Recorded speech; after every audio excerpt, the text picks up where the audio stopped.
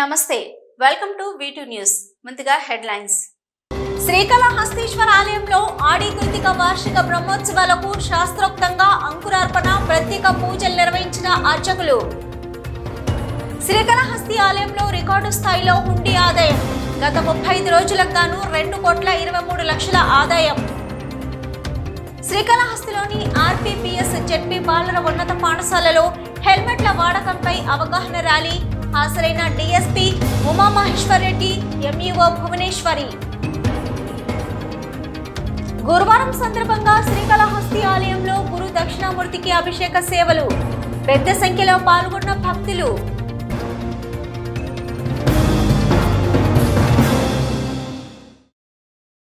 శ్రీకాళహస్తీశ్వర ఆలయంలో ఆడి కృతిక వార్షిక బ్రహ్మోత్సవాలకు అంకురార్పణ పూజా కార్యక్రమాలు వేదయుక్తంగా నిర్వహించారు. శ్రీ చెంగళరాయ స్వామి ఆలయంలో విశేష హోమ పూజాది కార్యక్రమాలు నిర్వహించి బ్రహ్మోత్సవాలకు అంకురార్పణ చేశారు. దక్షిణ కైలాసంలో ఆడి కృతిక వార్షిక బ్రహ్మోత్సవాలు అంకురార్పణ పూజలతో శాస్త్రయుక్తంగా అంగరంగ వైభవంగా ప్రారంభమయ్యాయి. శ్రీకాళహస్తి ఆలయంలో వెలిసి ఉన్న షణ్ముఖుడు శ్రీ చెంగళరాయ స్వామి వార్షిక బ్రహ్మోత్సవాలు ప్రారంభం సందర్భంగా అంకురార్పణ పూజలు చేపట్టారు. శ్రీ చెంగళరాయ స్వామి ఆలయాన్ని వివిధ రకాల పుష్పాలతో సుందర శోభితంగా అలంకరించారు. తొలుత ఆలయ ఆవరణలోని రాతి ధ్వజస్తంభం సమీపంలో ఉన్న సప్తమాత్రికలకు విశేష పూజలు జరిపారు. అనంతరం శ్రీ చెంగళరాయ స్వామి ఆలయం వద్ద ఆలయ అర్చకులు వేద పండితుల ఆధ్వర్యంలో కలశ స్థాపన పూజలు జరిపి విశేష హోమ పూజ కార్యక్రమాలు వేదయుక్తంగా నిర్వహించారు. సాంప్రదాయ పద్ధతిలో వేదయుక్తంగా అంకురార్పణ పూజలు చేశారు. అంకురార్పణతో వార్షిక బ్రహ్మోత్సవాలు వైభవంగా శ్రీకారం చుట్టారు. వార్షిక బ్రహ్మోత్సవాలు 13 రోజుల పాటు వైభవంగా జరగనున్నాయి. ఈ విశేష ఉత్సవంతో deputy EO Krishna Reddy, assistant commissioner Mallikarjun Prasad, temple superintendent Nagabhushanam Yadav, AEO Lokesh Reddy, temple inspector Hari Yadav, ఆలయ అధికారులు పాల్గొన్నారు.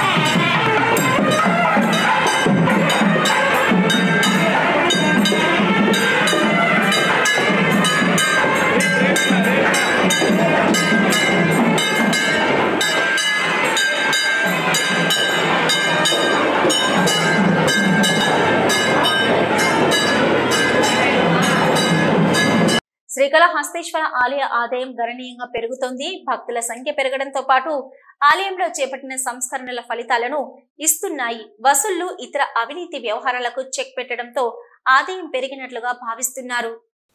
శ్రీకాళహస్తీశ్వరుడి హుండీ రాబడి ఏ నెలకా నెల పెరుగుతుంది. ఇటీవల ఆలయంలో సంస్కరణలకు శ్రీకారం చుట్టారు. సుమారు నెల రోజుల పాటు ఆలయంలో నిర్వహించే మహిమాన్విత రాహుకేతు దోష నివారణ పూజల్లో సంభవాలకు స్వస్తి చెప్పారు. దాంతో ఆలయంలో స్వామి అమ్మవార్లను దర్శించుకున్న భక్తులు తమ మొక్కుబడులను హుండీలో సమర్పించారని చెప్పవచ్చు. అంతేకాక దళారీ వ్యవస్థను కట్టడి చేయడంతో టికెట్ల అమ్మకం ద్వారా ఆదాయం చేకూరడంతో టికెట్లు అమ్మకాల ద్వారా ఆదాయం కూడా పెరిగింది. సాధారణంగా నెలకు 1.5 కోటి వరకు వచ్చే ఆదాయం ఈసారి 35 రోజులకు అమాంతం ₹1 కోటి పెరిగింది.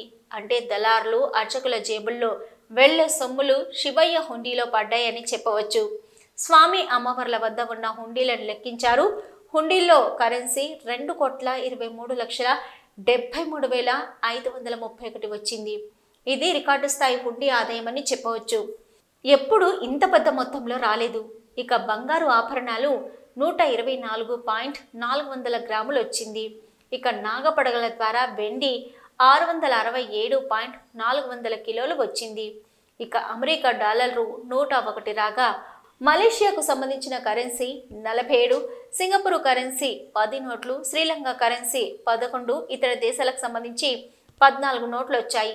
ఈ లెక్కింపుల్లో ఆలయ కార్యనిర్వహణాధికారి ఎన్విఎస్ఎన్ మూర్తి, ఏసీ మల్లికార్జున్ ప్రసాద్ పర్యవేక్షణలో సిబ్బంది పాల్గొన్నారు. శ్రీకాళహస్తిలోని ఆర్పీబీఎస్ జెడ్పీ బాలర ఉన్నత పాఠశాలలో భారత్ స్కౌట్స్ అండ్ గైడ్స్ ఆధ్వర్యంలో హెల్మెట్ల వాడకంపై ర్యాలీ అవగాహన కార్యక్రమం నిర్వహించారు. ఈ కార్యక్రమానికి ముఖ్య అతిథులుగా శ్రీకాళహస్తి డీఎస్పీ ఉమామహేశ్వరరెడ్డి, ఎంఈఓ భువనేశ్వరి హాజరై ర్యాలీలో పాల్గొన్నారు. శ్రీకాళహస్తిలోని ఆర్పీబీఎస్ జెడ్పీ బాలర ఉన్నత పాఠశాలలో భారత్ స్కౌట్స్ అండ్ గైడ్స్ ఆధ్వర్యంలో హెల్మెట్ల వాడకంపై ర్యాలీ అవగాహన కార్యక్రమం నిర్వహించారు. ఈ కార్యక్రమానికి ముఖ్య అతిథిగా శ్రీకాళహస్తి డీఎస్పీ ఉమామహేశ్వరరెడ్డి, ఎంఈఓ భువనేశ్వరి హాజరై ర్యాలీలో పాల్గొన్నారు. ప్రజలకు హెల్మెట్ల వాడకంపై అవగాహన కార్యక్రమం నిర్వహించారు. ఈ సందర్భంగా డీఎస్పీ ఉమామహేశ్వరరెడ్డి, ఎంఈఓ భువనేశ్వరి మాట్లాడుతూ రోడ్డు ప్రమాదాల నుంచి తమను తాము రక్షించుకోవడానికి ద్విచక్ర వాహనదారులు తప్పనిసరిగా హెల్మెట్ ధరించాలని, హెల్మెట్ ధరించకపోవడంతో అనేక మంది ద్విచక్ర వాహనదారులు ప్రమాదాలు జరిగినప్పుడు మృత్యువాత పడుతున్నారని, ద్విచక్ర వాహనదారులు హెల్మెట్లను ఉపయోగించి ప్రమాదాలకు గురి కాకుండా తగు జాగ్రత్తలు తీసుకోవాలని, హెల్మెట్ వాడకం వల్ల తల గాయాలను నివారించవచ్చని, అదేవిధంగా ఇది ప్రజల భద్రతకు ఎంతో కీలకమని ఆయన తెలియజేశారు. హెల్మెట్ అనేది కేవలం ఒక రక్షణ కవచం మాత్రమే కాదని, కుటుంబానికి భద్రత కల్పించే సాధనమని ఆయన ప్రజలకు అవగాహన కల్పించారు. ప్రతి ఒక్కరూ హెల్మెట్ ధరించడం తప్పనిసరిగా అలవాటు చేసుకోవాలని తెలియజేశారు. ప్రతి తల్లి, తండ్రి తమ పిల్లలకు ప్రయాణం చేసే సమయంలో హెల్మెట్ ధరించే విధంగా సలహా ఇవ్వాలని, ఇది పిల్లల భవిష్యత్తు కోసం ఎంతో అవసరమని అన్నారు. ఏదైనా రోడ్డు ప్రమాదంలో కుటుంబ యజమాని మరణిస్తే ఆ కుటుంబం ఎంతో ఆర్థిక ఇబ్బందులు ఎదుర్కోవడమే కాక మానసిక క్షోభకు గురి చేస్తుందని, కాబట్టి రోడ్డు ప్రమాదాల నుంచి తమను తాము రక్షించుకోవడానికి ద్విచక్ర వాహనదారులు తప్పనిసరిగా హెల్మెట్ ధరించాలని ఆయన వాహనదారులకు విజ్ఞప్తి చేశారు. ఈ కార్యక్రమాన్ని నిర్వహించిన భారత్ స్కౌట్స్ అండ్ గైడ్స్ విద్యార్థులకు వారు అభినందనలు తెలియజేశారు. అందరికీ నమస్కారాలు. ఈ ఆగస్టు 1వ తారీఖు నుంచి ప్రతి ఒక్క వాహనదారుడు హెల్మెట్ వాడకం తప్పనిసరి చేసినారు. అందుకు దానిలో అవేర్నెస్ భాగంగా ఈ జెడ్పీ బాయ్స్ స్కూల్ వాళ్ళు, అలాగే స్కౌట్స్ అండ్ గైడ్స్ వాళ్ళ ఆధ్వర్యంలో ఈ ర్యాలీ నిర్వహించడము ఎంతో సంతోషదాయకము. ఎందుకంటే ప్రతి ఒక్కరూ సామాజిక బాధ్యతగా తీసుకొని దీన్ని అందరికీ అవేర్నెస్ ప్రోగ్రాం కలిగించడం వలన ఎందరో ప్రాణాలను కాపాడిన వారం అవుతాము. కాబట్టి ఇందు మూలంగా పత్రికా మూలంగా తెలియజేయడం ఏమంటే, ఎవరైనా సరే వాహనదారులు హెల్మెట్ను ఖచ్చితంగా ధరించి వాహనాలు నడపాలి. లేకున్నట్లయితే వారి రక్షణ వారి బాధ్యతే. వాళ్ళ ఇంటి దగ్గర తల్లిదండ్రులు, భార్యా పిల్లలు, అన్నదమ్ములు, అక్క చెల్లెలు ఎదురు చూస్తూ ఉంటారు. ఈ మధ్యనే మనము చాలా దాంట్లో చూసాము, హెల్మెట్ లేక మీద ఏదైనా యాక్సిడెంట్ అయినప్పుడు ఎక్కువ భాగము మరణాలు సంభవించేది తలకు దెబ్బ తగడం వల్లనే. కాబట్టి తలకు మనం రక్షణగా తీసుకుంటే 75-80% మనము ప్రమాదాల నుంచి ప్రాణాలను కాపాడుకోవడానికి అవకాశం ఉంది. అన్ని హై స్కూల్లో కూడా ముఖ్యంగా ఈ కార్యక్రమం అనేది అమలయ్యే విధంగా మేము తప్పకుండా చర్యలు తీసుకుంటాం సార్. తెలియజేసుకుంటూ ముఖ్యంగా అందరూ కూడా ఈ కార్యక్రమంలో అంటే 1వ తేదీ నుంచి అందరూ కూడా హెల్మెట్లు ధరించే విధంగా, ఊరికే మాట వరకే కాకుండా అందరూ ధరించే విధంగా చూడాలా. సార్ను కోరేది కూడా నేనంటే, ఒకవేళ ఎవరైనా హెల్మెట్ ధరించకపోతే వాళ్ళ మీద కూడా ఫైన్ అనేది వేసి తప్పకుండా అందరూ ఆచరించే విధంగా చేయాలని కోరుకున్నా. కార్యక్రమాన్ని నిర్వహించినటువంటి భారత్ స్కౌట్స్ అండ్ దీంట్లో ఉన్న గైడ్స్ కి, ముఖ్యంగా వాళ్ళ మెంబర్స్ కి, అధికారులకి అందరికి కూడా థ్యాంక్స్ తెలియజేసుకుంటున్నా. థ్యాంక్ యూ అన్నారు. శ్రీకాళహస్తీశ్వర ఆలయంలో శ్రీ చెంగలరాయ స్వామి ధ్వజారోహణ శాస్త్రయుక్తంగా నిర్వహించారు. స్వామివారికి విశేష అభిషేకాలు, పూజలు జరిపారు. ఆడి కృతిక మహోత్సవాల్లో భాగంగా శ్రీకాళహస్తి ఆలయంలోని శ్రీ చెంగలరాయ స్వామి ధ్వజారోహణం వేదయుక్తంగా నిర్వహించారు.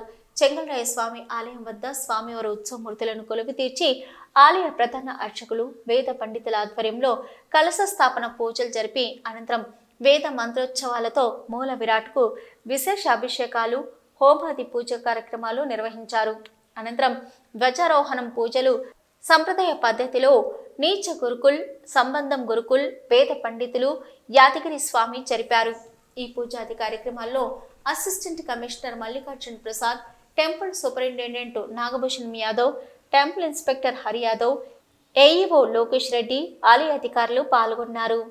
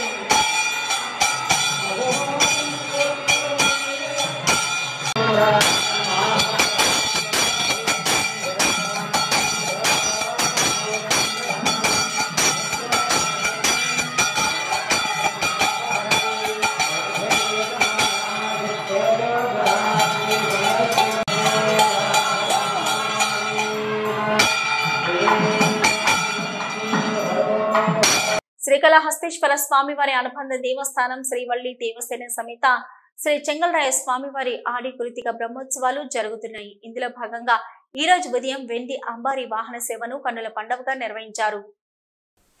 ప్రముఖ పుణ్యక్షేత్రమైన శ్రీకాళహస్తీశ్వర స్వామివారి అనుబంధ దేవస్థానం శ్రీవల్లి దేవసేన సమేత శ్రీ చెంగల్రాయ స్వామివారి ఆడి కృతిక బ్రహ్మోత్సవాలు జరుగుతున్నాయి. ఇందులో భాగంగా ఈ రోజు ఉదయం వెండి అంబారీ వాహన సేవను కన్నుల పండుగగా నిర్వహించారు. పట్టణ 4 మాడవీధులు భక్తుల హరోం హర నామస్మరణతో మారుమోగాయి. ఈ కార్యక్రమంలో దేవస్థానం deputy EO NR Krishna Reddy, assistant commissioner Mallikarjun Prasad, దేవస్థానం AEO Lokesh Reddy, temple superintendent and CSO Nagabhushan Yadav, temple inspector Hari Yadav మరియు దేవస్థానం అధికారులు, సిబ్బంది పాల్గొన్నారు.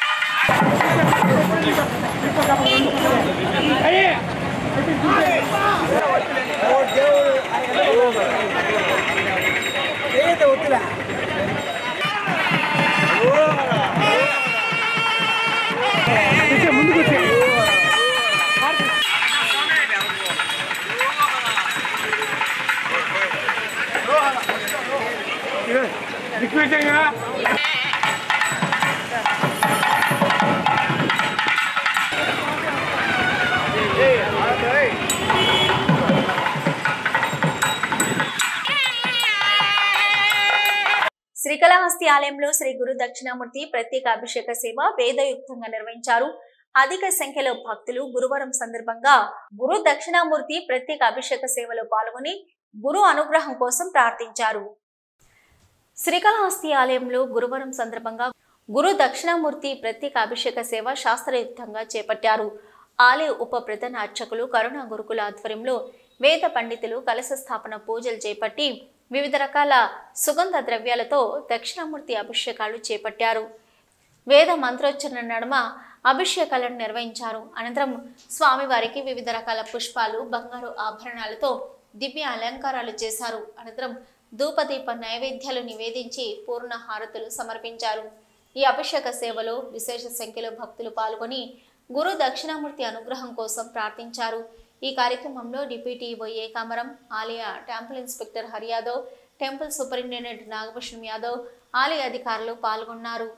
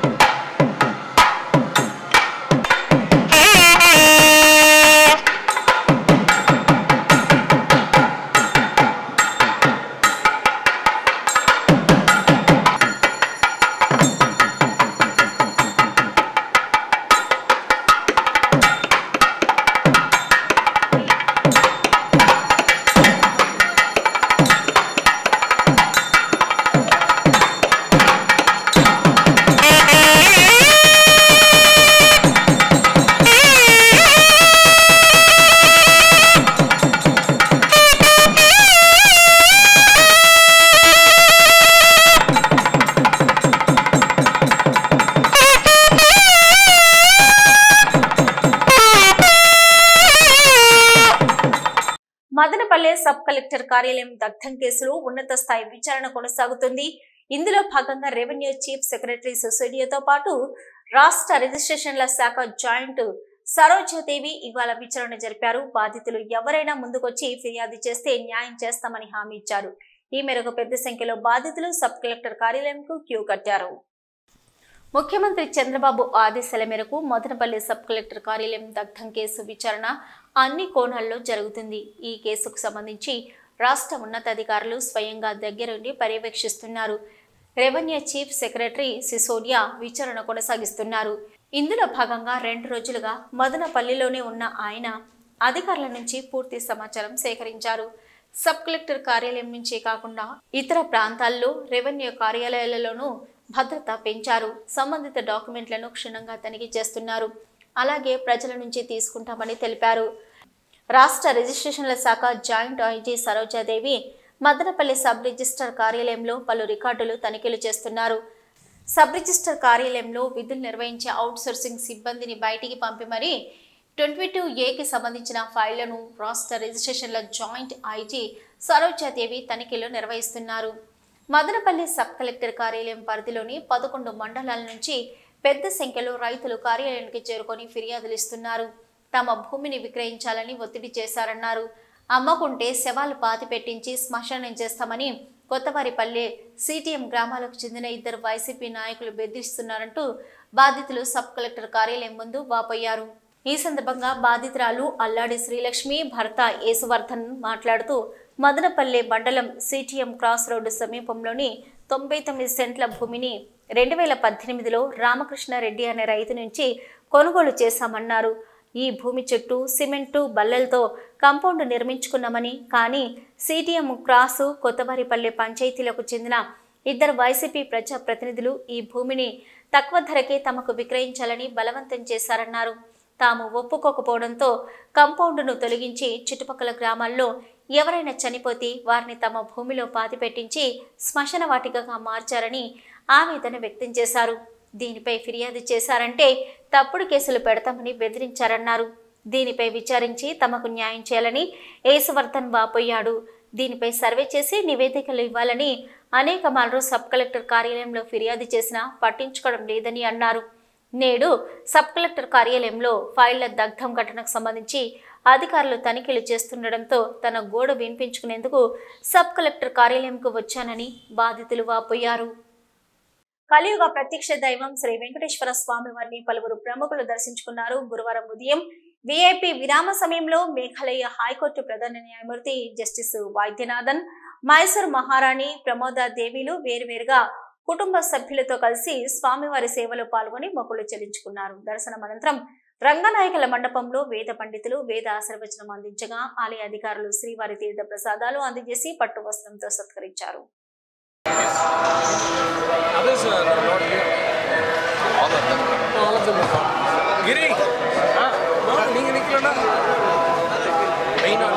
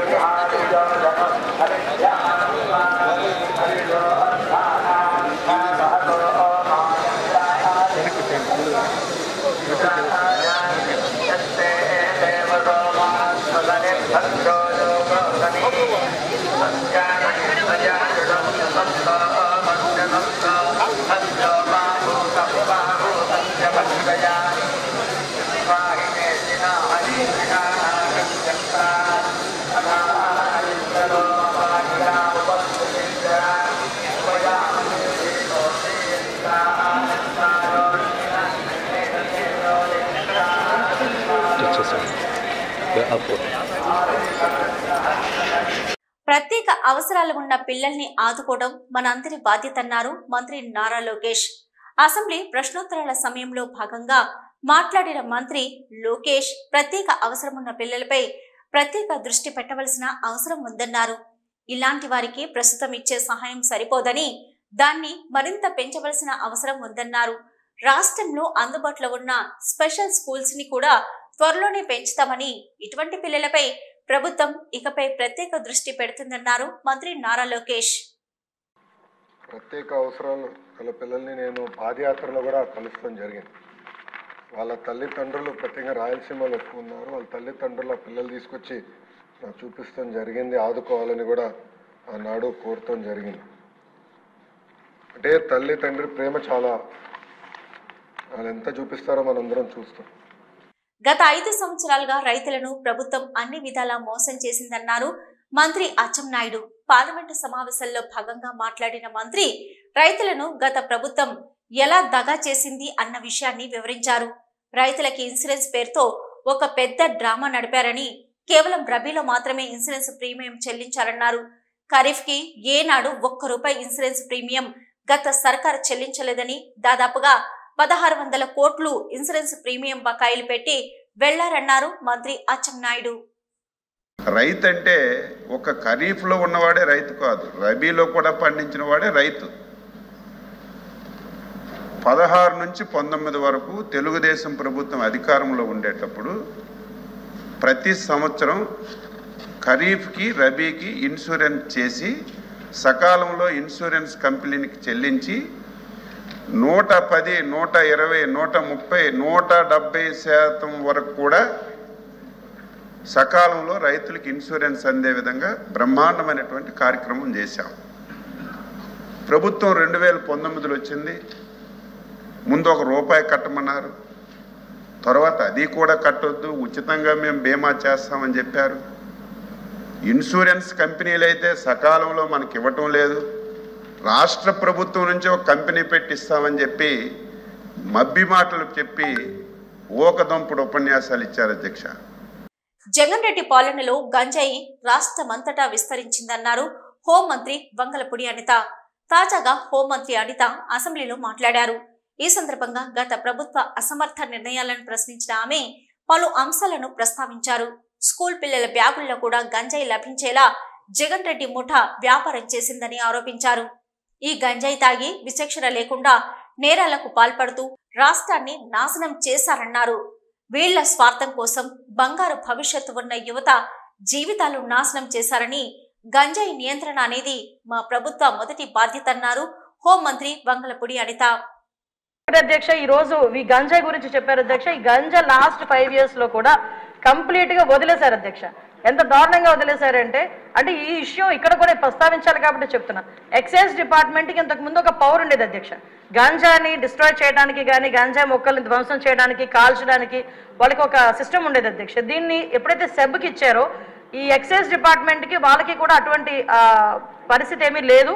ఈ సెబ్ కూడా ఓవరాల్గా ఒక గంజా మీదే కాకుండా ఓవరాల్ మనకి మైన్స్ మీద, శాండ్ మీద, లిక్కర్ మీద వీళ్ళు ప్రత్యేకమైన దృష్టి పెట్టడం, గంజాయిని పక్కన పెట్టడం జరిగింది అధ్యక్ష. దాని పర్యవేక్షణలో భాగంగా గంజాయి అన్నది ఎవరో ఎక్కడో ఈ యూనివర్సిటీ పిల్లలు, పెద్ద పెద్ద పిల్లలు, తాలూకా పిల్లలు చేస్తారనుకున్నది కాస్త స్కూల్ లెవెల్లో ఈరోజు స్కూల్ బ్యాగుల్లో కూడా వెళ్ళిపోయింది అధ్యక్ష గంజాయి ప్యాకెట్.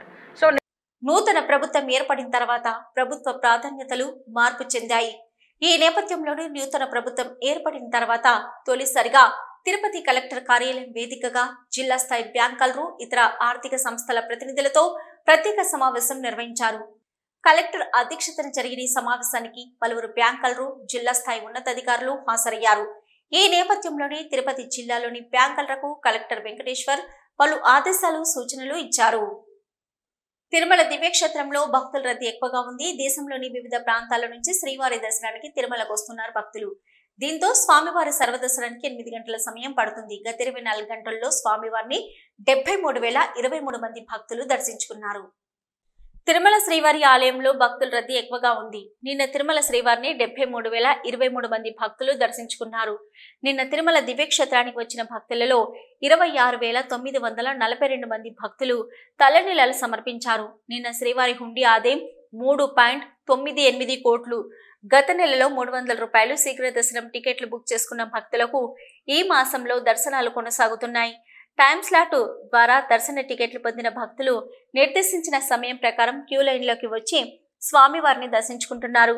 టైమ్ స్లాట్ టోకెన్లు దొరకని భక్తులు కూడా నేరుగా తిరుమల చేరుకొని వైకుంఠం కంపార్ట్మెంట్లో వేచి ఉండి దర్శనాలు చేసుకుంటున్నారు. ప్రస్తుతం 23 కంపార్ట్మెంట్లలో భక్తులు వేచి ఉన్నారు. దీంతో శ్రీవారి సర్వదర్శనానికి దాదాపు 8 గంటల సమయం పడుతుంది. ఇక 300 రూపాయల ప్రత్యేక దర్శనం కలిగిన భక్తులకు 6 గంటల సమయం పడుతున్నట్లు సమాచారం. శ్రీవారి సేవకుల సహకారంతో క్యూ లైన్లలో భక్తులకు అన్నప్రసాదం, తాగునీటిని టీటీడీ నిరంతరాయంగా పంపిణీ చేస్తుంది. సామాన్య భక్తుల కోసం నిత్యం తిరుపతిలోని శ్రీనివాసం, విష్ణు నివాసంలా వేల టోకెన్స్ జారీ చేస్తుంది. అలిపిరి మెట్ల మార్గం గుండా తిరుమలకు చేరుకునే భక్తులకు శ్రీ భూదేవి కాంప్లెక్స్ లో, శ్రీవారి మెట్టు వైపు వెళ్లే భక్తులకు శ్రీవారి మొదటి మెట్టు వద్దనే టోకెన్స్ జారీ చేస్తుంది. వీటి న్యూస్ ముగించే ముందు హెడ్లైన్స్ మరొకసారి. శ్రీకాళహస్తీశ్వర ఆలయంలో ఆడి కృతిక వార్షిక బ్రహ్మోత్సవాలకు శాస్త్రోక్తంగా అంకురార్పణ, ప్రత్యేక పూజలు నిర్వహించిన అర్చకులు. శ్రీకాళహస్తి ఆలయంలో రికార్డు స్థాయిలో హుండీ ఆదాయం. గత 35 రోజులకు గాను 2,23,00,000 ఆదాయం. శ్రీకాళహస్తిలోని ఆర్పీపీఎస్ జెడ్పీ బాలుర ఉన్నత పాఠశాలలో హెల్మెట్ల వాడకంపై అవగాహన ర్యాలీ. హాజరైన డీఎస్పీ ఉమామహేశ్వర్ రెడ్డి, ఎంఈఓ భువనేశ్వరి. గురువారం సందర్భంగా శ్రీకాళహస్తి ఆలయంలో గురు దక్షిణామూర్తికి అభిషేక సేవలు. పెద్ద సంఖ్యలో పాల్గొన్న భక్తులు.